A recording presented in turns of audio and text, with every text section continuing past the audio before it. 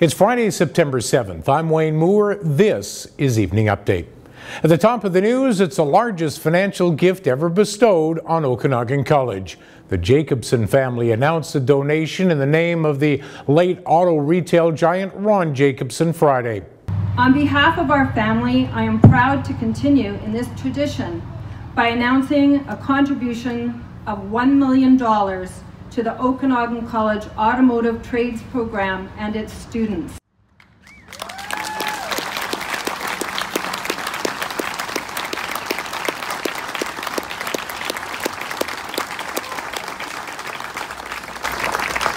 We hope that this will in some way play a part in your pathway to excellence. The money will go toward the creation of 2 new programs, refurbishing the automotive shop and the creation of scholarships and bursaries. Discarded needles have become a growing problem across Kelowna. Now the city is establishing a new program to help dispose of them properly. Kelowna's former top cop Bill McKinnon says a dedicated phone number is now available 24/7 if you find needles on public or private property. Someone, likely from the Parks Department, will then pick them up. The number on screen right now is available as well in the story we have posted on needles on Castanet. The province-wide state of emergency pertaining to wildfires has finally been lifted. Cooler weather and progress in containing the 485 fires burning across the province led to that decision. The weather outlook is also encouraging. And just as the state of emergency is lifted, the BC Wildfire Service also lifting the campfire ban in much of the province. Ban has been fully rescinded throughout the Prince George, Caribou and Kamloops fire centres. And while the ban has been lifted on Crown land here in the Okanagan, it remains in effect within municipal and regional district boundaries. RCMP have seized a large quantity of what they believe to be fentanyl, methamphetamine and cocaine after raiding a suspected drug house. Constable Kelly Brett says police executed a warrant Thursday on a local residence where they arrested 2 people and seized a quantity of drugs. Subsequent to the arrest, a search warrant was executed on the residence where police did seize that large quantity of hard drugs.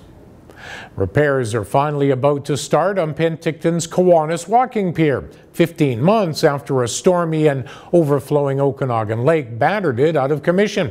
City of Penticton says damaged decking, guardrails, pile caps, pilings and braces will all be repaired over the next 7 months. The pier was closed in May of last year.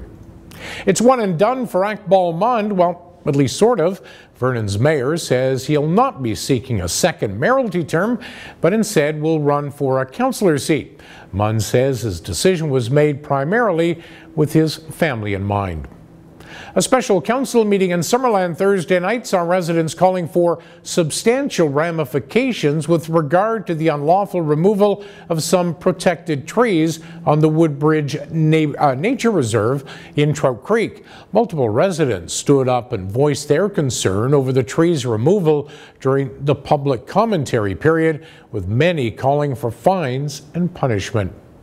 Finance Minister Carol James projecting a growing budget surplus and stable but slower economic growth in her latest quarterly financial update. James says the former Liberal government's decision to rely on a speculative real estate market was unsustainable and irresponsible, leaving people without affordable homes and businesses without workers. James says the government is delivering on its commitments and is forecasting a surplus budget of $669 million, $450 million higher than February's budget prediction. Helping to fight animal cruelty is as easy as a walk in the park. The annual BC SPCA Pause for a Cause walk is hosted in more than 30 communities, including Kelowna. The Kelowna event takes place Sunday at City Park. It starts at 9 a.m. with the walk beginning at 10:30.